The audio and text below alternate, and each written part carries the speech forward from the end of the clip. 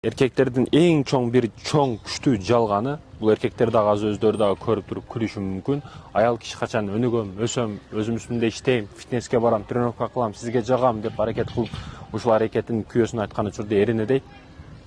Мага сен ушул абалыңда жагасың, сен Мона Лизасың, сен сулуусуң, мага ушул бойдон керексиң дейт да. Бирок ушул жалган чынбы?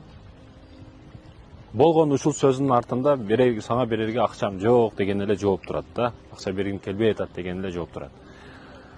Не дегим келет? Кээде эркектер көчөдөгү кыздар аларга алтын көрүнөт, бирок үйдөгү жаман көрүнөт. Эмне үчүн? Себеби үйүндөгүдөн акчаны аяйт, көчөдөгү кеңири саттап кое берет да. Кээде көчөдөгү 2000-3000 сомдо дагы, долларда дагы саттап кое берет. Аллах сактасын, бул кылып аткан иши арам. А бирок үйүндөгү адалын акчаны кызганат аяйт. Айтайын дегеним, үйүңдөгүгө бер, үйүңдөгүгө сыйлай рахым кыл, ошондо баары жакшы болот. Ал дагы жасансын, ал дагы кийинсин, болгону сен үчүн, көчө үчүн эмес. Бегеналардын, жат адамдардын алдында эч качан аялың менен айтышпа. Эмне үчүн? Эң биринчиден өзүңдү шерменде кылып атасың.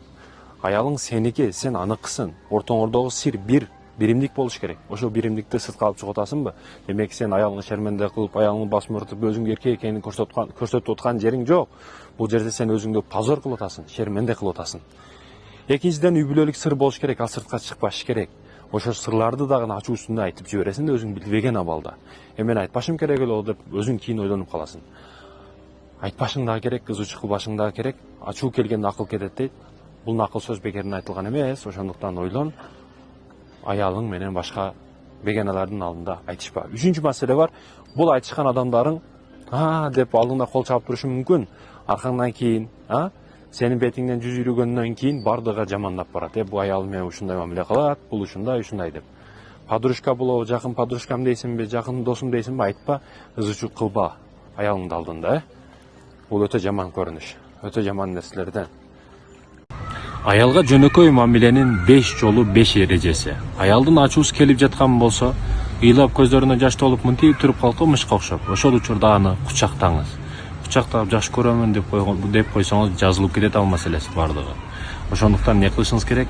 Аялы ачуусу тез келип атса, ачуусу тез чыккан аялдар бар. Ошол аялдарга кичине сабырдуу болуп, кучактап, жакшы мамиле кылып койсоңуз ал өтүп кетет, бател өтүп кетет. Ал үн чыкпай турса, демек эмне болгонун сурабайсыңбы деп айткысы келип атат да. Эмне болду? Күнүң кандай өттү? Эмне менен алек болдуң деп жакындан сурашыңыз керек. Кандай десе жакшы эмес, жакшыраак сурашка туура келет. Эркектерге окшоп кандай десе жакшы деп, чындап кээ бир адамдар чукур сурайт го, эмне болуп атканын. Ошолорго чындап айтасың эмне болуп атканын. Ошол сыяктуу сурашыңыз керек да. Ал сизден алсагыс келсе, ал ойго эч качан кошулбаңыз. Бул барып өчөшүүгө алып келет, өчөшүү ачууга алып келет, ачуу келгенде акыл кетет, ошонун аркасынан ажырашпай кетишиңер мүмкүн. Ошондуктан алыстаймын десе, ага жол бермеңиз, ал ойго кошулбаңыз. Ал сизди маанисиз калтырса, ага дагы көбүрөөк маани бериңиз. Внимание деп коет бүгүн. Внимание бербей атасың, андай кылып атасың. Ошол маселеде көбүрөөк вниманияны бергенге аракет кылыңыз. Ал сизге көңүл бөлбөй аткан болсо дагы. Аны эң жакшы көргөн нерселерин күндө кыла албайсыз, бирок кылып туруңуз. Кээде торту жакшы көрөт, кээде табият жакшы көрөт, бир жумада бир жолу табиятка алып чыгып туруңуз. Же торту сүйсө, торт алып келип туруңуз, бир жумада бир жолу. Көп берип, семирте бериңиз. Ошо өзүнүн керектүү убагында берип туруңуз. Сиз өзүңүз эң жаман абалда калганыңыз учуруңузда дагы аялыңызды сиз жакшысың, сулуусуң деп мактаганды унутпаңыз эч качан. Өзүңүз жаман абалда турасыз, бирок аялыңызга аны билдирбегенге аракет кылыңыз. Кээ бир эркектерди билем, алар чындап эркек да. Өзү $100,000 банкротко кирип кеткен бизнеси, бирок аялга ошол эле учурда $2,000-3,000 шубаларды, көйнөктөрдү алып берет да. Мына чыныгы эркек. Аялы билбейт кандай проблемада жүрөт ери. Бирок билдирбесин ошондой көйнөктөрдү алып берет. Булар чындап эркектер экен. Кээде кызгануу маселелери болот, ичтарлык маселелери болот. Ошол учурда дагы өзүңүздү жоготпоңуз, бекем кармаңыз, аялыңызга дайым жакшы мамиледе болуңуз. Biz hiç kaçan görüşmeyüz. Bizi күзөтпөсөңүз. Biz ар дайым күзөтүүдө, окууда болуңуз, илимдин аракетинде болуңуз. Иншалла көрүшкөнчө. Урматтуу мекендештерим, өзгөчө жердебиз. Мына тоолорду карасаңыз, арчаларды карасаңыз, машалла, табаракалла. Бул не деген керемет, не деген жай бул, машалла. Албетте ачылган сайын ача турган нерсе, сабак бере турган нерсе бул табият. Мен бир нерсени айткым келди. Мындай трассаларда, чоң жолдордо, чоң арчаларды күзөтүш өтө кыйын да. Бирок бул жерде мына чоң арчаларда турат, байкасаңыз. Сакталып калса болот экен да, сактап калса болот экен, урматтуу мекендештерим. Бул жерде чоң арчалар турат мына. Өзү негизи ошол жапайы карагайлар, ушул арчалар биздин шаарыбыздын мындайча айтканда өпкөсү да. Өпкөсү, бүт погоданы тазалап бере турган ушул негизи бизге. Жаратылышты карасаңыз, азыр ушул тоолорго, ушул арчалардын ичине азыр киребиз биз. Ушул тоолордун арчалардын ичине. Бул жагы айыл мына, мынандайынча кеткенде, мына жагы бүт. Иншалла мына айыл. Мындай кооздук, мындай керемет жер. Машалла, табаракалла. Насып кылсын бардыгыбызга. Bir aksakal бар экен. Aksakal дайым кемесине адамдарды алып чыгып ушун ташыйт экен да, көлдүн бул бетине, ал бетине, бул бетине. Күндөрдөн бир күн бир адам чыгып, бир бетине, мынау калагына максат, мынау калагына аракет деп жазып коюптур. Анан чыккан адамдар сурай берет экен, бул не жазуу деп, ал жооп бериштен токтобойт экен. Бул максат дегени, мисалы үчүн урматтуу мекендешим, бул жерге максат деп жазып алса, мындай кылып турса, мына bir жерде айлана бересин, экинчиси иштебесе. Эгерде сенде мына аракетиң болсо, максатың болбосо, аны да бир жерде тура бересин. Чоңун айткысы келген эмне, максат жана аракет бирдей жүрүш керек, ошондо алдыга чыгасың деген бар. Ушинтип алдыга чыгасың деген мекендешим. Эгерде бирөөсү эле болсо, сен бир жериңде тура бересиң, айланып дейт да. Ошондуктан аракетиңди алдыга чыг. Жаш балдардын богуу маселесинде, заң чыгарыш маселесинде бүгүн уналарда кетип атсаң, кээде сапарда, жолдо кетип атасың, жаш балдарды мына ушундайча коюп алып, өзгөчө жаш кыз баланы ушундайча коюп алып, жолго напротив кылып, бүт эркектердин назарын таштаттырып, бул жаш кызы эмне кылып атат экен деп, жаш балага боло берет, бул жаш балага боло берет деген түшүнүктү карманып алган да мына жерде. Болбойт, урматтуу мекендештерим. Biz bugün dinge, adep ahlakka ушунчалык деңгээлде муктажбыз да. Балабызды кантип заара кылдырып, кантип каяка не кылганын да билбей калдык да. Чын, чоң эркек киши эле чымын чыпырып алып жолду ардеке кылып атканына кээде байкап каласың. Сактанышыбыз керек. Жаш баланын пайгамбары саллаллаху алейхи вассаламдын хадиси бар биринчиден. Ошол элдер эс алуучу жерлерге, ошол зарасы болобу, жаман нажасы болобу таштагандар. Буларга өтө жаман каралган. Бул хадис дагы бар бул маселеде. Этият болушубуз керек. Жаш балдарыбыздын заңы болобу, ол чыгып аткан нерсе бир болуп атпайбы? Жаш балага боло берет деп таштап кеткениң, адамдар келип эс алат. Бул жерге жаш бала кылып кетти деп айтпайт. Рахмат, ушу жаш бала кылып кеттир. Молодец деп эч ким айтпайт сага, жаш балага. Анан мондай кылдырып кылып аткан учурунда кыздын назары, кыз бала болсо, ошентип кылдырып аткан учурунда заара кылдырасыңбы, не кыласың, жолду бойдо өзгөчө. Эркектер, миңдеген эркектер өтөт. Кызыңды кичине кызганыч деген түшүнүк барбы сенде? Не деген гана назар менен карабайт? Ошондуктан көз тийип кетиши дагы мүмкүн кызыңа. Көптөгөн оорулар, көптөгөн баягы жаман нерселер ошондон болуп атат. Азыр көрүп атабыз, динден түшүнүгү жок, динден кабары жоктор жаш балдарга кандай жамандык, зулумдуктар кылып атат, өзгөчө жаш кыздарга. Ошондуктан кызыңды ар бир учурда сактаганга аракет кыл. Көрүнбөсүн, атайын даратканага алып бар, эринбе, жалкоо болбо. Ар кимге реклама кылып, ар жерин боло берет жаш балага деген түшүнүктөн алсашыбыз керек, эркектер. Ошондуктан балдарыбызды көздү карагенде сактайлы. Бул биринчиден көз тийип кетиши мүмкүн, экинчиден нажас булганыч нерсе, ал чоңбу кичине айырмасы жок, баары нажас бойдон калат, башкалардын наалатына себепчи болосуз. Каргышына калып кетесиз. Анан урматтуу мекендешим, буга көп акылдын кереги жок. Парасат жетиштүү. Кичине парасат иштетейли. Мекенибиздин ар бир жерин таза кармаганга аракет кылайлы. Кыргызстанды эмне үчүн жамандашат?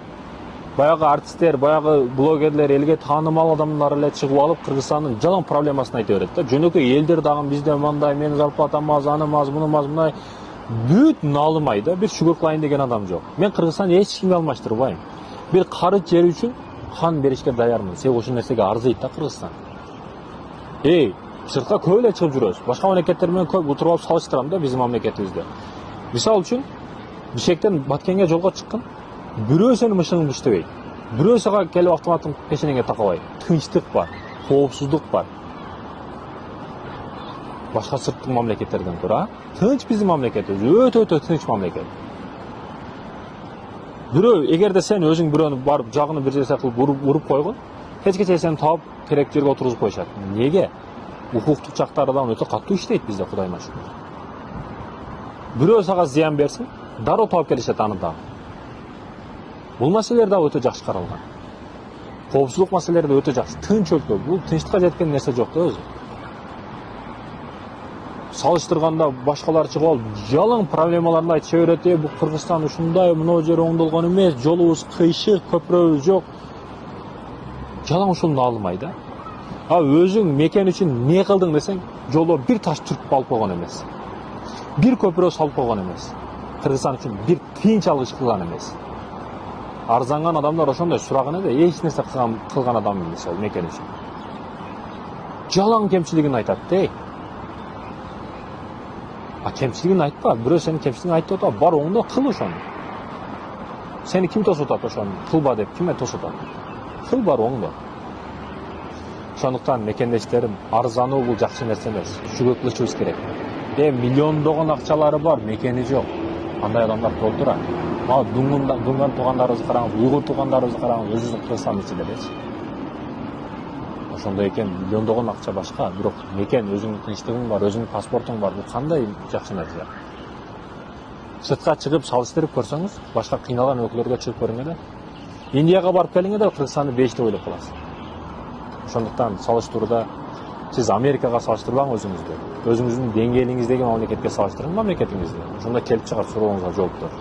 Экинчи аял алыш дегенде көпчүлүк эркектердин ою кандай? Бүгүн жаш болуш керек, сулуу болуш керек. Биринчи аялыма караганда характери өтө жакшы болуш керек. Биринчи аялды алып атканда не кылат?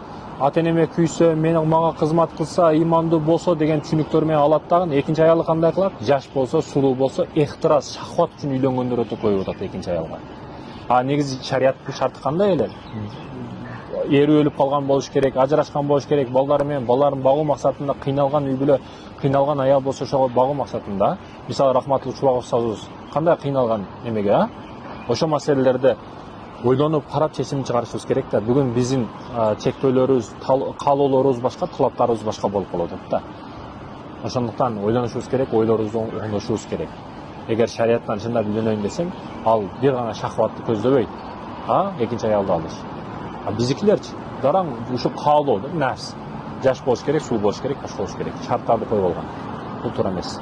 Экинчи аял алса болобу, кандай алыш керек, не кылыш керек, шариятта болот экен го деген адамдардын ызчусу өтө көп да. Ушундай суроолор көп келет, ар дайым ушундай суроолор болуп келген. Негизи жеке менин оюм, ушул суроону берген адам даяр эмес ал нерсеге. Ал нерсе колунан келбейт. Ага жок деп деш керек менин оюмча. Себеби ал коркуп атат, кыжалачылык бар, сарсана бар, биринчи аялы өлтүрүп жеп коет аны. Ошондон коркуу ошол суроону берүүгө түртүп атат да бул нерсени. Когда ошол нерсени суроону берсе, ал даяр эмес деген нерсени айткым келет. Жеке менин оюм бул. Бирок көпчүлүк адамдар ушу шариятта болот экен, динде болот экен, андай экен, мындай экен. Биздин динибизде эмес, көпчүлүк диндерде болот. Биздин динибиз эң туура чечимди берген. 4 аялга чейин деп. Анда да адилеттүүлүк кылышың керек деген. Башка диндерде 1000 аялга чейин, 5 аял, 10 аял, 20 аялга чейин уруксат берилген. Башка диндерде. Бир эле биздин динибиз эмес. Ислам дининде деп ачтан токто. Башка диндерде деле ошондой. Толтура аял алганга уруксат берилген. Анан көпчүлүк өзүнүн шахватын, убактылуу шахватын ортого салып, ушул динди жаман көрсөткүсү келе берет да. Суроо туура эмес. Динде болот экен го дебесең. Аял алуудагы шарттар кандай десең, бул суроо туура болот. Аял алуудагы шарттар кандай десең, бул туура да. Анан биз эптеп ушу динди жаман көрсөтүп, динди жаман көрсөтпөчүн эмес, көрсөтүшүн аракетиндебиз да. Важный иш кылып атат, анан шеф келип сурап калган акыркы десе, дароо намаз окуп алат, намаз окуп келип тамын дейт да. Намаз окуп атсаң дагы, телевиденияларда дагы жүрөт. Чоң адамдар, падышалар сураса, мен намаз окуп аттым эле, багымда окуп аттым эле дейт да. Мен ооруп калдым эле десең болбойбу? Мен туалетте элем десең болбойбу? Namazды жаман көрсөтүп не кыласың бу жерде? Намаз 5 жыл убакыт кетет, мүнөт убакыт келет. Ушундай маселелерде биз динибизди жаман көрсөткөнгө аракет кылабыз да. Жок. Ошондой экен, урматтуу мекендештерим, суроондо тура беришибиз керек. Анан кээ бир маселелерди, чектөөлөрдү билишибиз керек. Памперс маселесинде бүгүн апаларыбыз көп учурда балдарга памперс кийгизип, памперстин натыйжасын ойлонбой атат да. Анан могу жаратылыш коюнуна чыкканда, анан суу курларына кече барып келдик. Ал жактан эң көп мусорлар ошо женский, гигиенический жактарга колдоно турган материалдар да башкалар. Анан памперс маселеси. Мусор кылбай эле чөрөбүз. Сураныч сиздерден, сураныч. Апалар, кайдыгер болбоңуздар бул маселеге. Жаратылыш менен ойношпошубуз керек. Бүгүн кылып жаткан иштерибиздин айыбын, карызын эртең балдарыбыз төлөп калбасын. Ошо памперс кийген балдар өзү ошол учурга чоңоюп калат. Ар бир ресурс, Өзбекстанда суу жетишпестиги өтө күчөйүп атат. Жылдан жылга күчөйүп атат бул маселе. Биз суудун алдыдабыз. Бул деген суу бизде 100% жыл сайын ушундай болуп турат деген эмес. Эгер кадырына жетпесе, Кудай Таала хоп деп эле алып коет. Жөн эле алып коет. Ошондой экен, ар бир нерсени кадырына жетели. Качан аял киши башка чыгат? Качан эркек кишинин урматы калбаса? Аялдын алдында эркек кишинин урматы калбаса, аял киши башка чыгат. Бирок эмне үчүн башка чыгат, эмне үчүн урматы кетет десеңиз, аялдын алдында кадыр баркы кетет, качан эркек киши сөзүндө турбаса, сөзү башка, амалы башка болсо. Ар дайым сөздөрдү бере берет, убадаларды бере берет, бирок аткарбайт, эч кимдин үстүнөн чыкпайт. Сен сөз бердиңби? Жок деп болбойт ал кишиге. Ооба дей беришиңиз керек, бирок убага келгенде баары кылышыңыз керек да. Сөздөн кеттиңиз. Ал убаданы аялыңызга эмес, Кудайга да берип атасыз, демек кылышыңыз керек экен. Бир нерсени айтарда этият болуңуз. Бүгүнкү көпчүлүк эркектер сөз берет, убада берет, бирок аткарбайт. Кадыр баркыңыз кетип атат, урматыңыз кетип атат. Бул негизи эле бардык адамдын алдында ошондой. Аялыңыздын эле эмес, бирок көбүнчө аялдарга көп колдонулат бул маселе. Андан кийин не десеңиз, бүгүн эркектердин көбү жалкоо. Жалкоо эркектин кадыр баркы калбайт. Келсе телевизорду алса, пультун алса, жатып алса, диванда жатса, телефон чукуласа, бир үйгө бирдеке алып келейин дебесе, аял киши багып иштеп тауып, эрини кошуп, балдарга кошуп багып атса, мындай эркектин сөзү өтүмдүү болобу? Мындай эркек кимге жагат? Кадыр баркы эч нерсеси калбайт. Ошондуктан да эркек киши табышыңыз керек. Акчаны сырттан сиз алып келишиңиз керек. Аракетти кылышыңыз керек мекендешим. Ошондуктан бул маселеде ойлонуңуз.